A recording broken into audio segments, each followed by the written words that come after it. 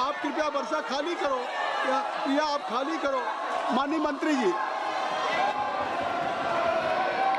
Respected sir, I am especially grateful to you, sir, for giving me the opportunity to make my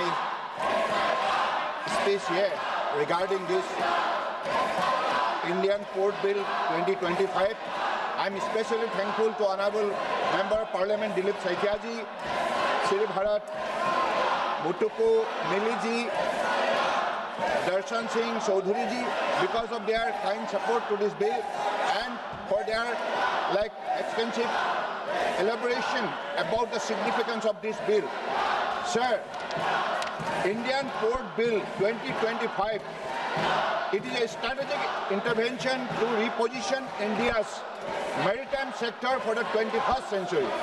India's coastline, the economic backbone of a 4 trillion economy, has seen remarkable progress under the visionary leadership of our Honorable Prime Minister Narendra Modi ji.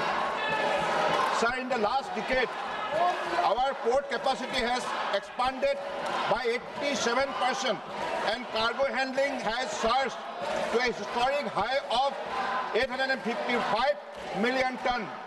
We have drastically cut down ship turnaround time by nearly 49% through mechanization and digitization. The coastal shipping has increased by an astounding 180%. Sir, these are not just numbers. They are a testament to our relentless pursuit of efficiency and growth, which is why 9 of our ports now rank in the World Bank Global Container Port Performance Index. Despite this progress, sir, we are still governed by a colonial relic, the Indian Port Act of 1908. This outdated statute lacks provisions for long-term planning, modern environmental safeguard, and efficient dispute resolution. It is a legislative framework from a bygone era, unsuited for a modern, digitized maritime ecosystem. Respected sir, the Indian Port Bill 2025 is our answer to this challenge. It is the product of extensive consultation with coastal state, industry stakeholders, and the public, embodying the spirit of cooperative federalism.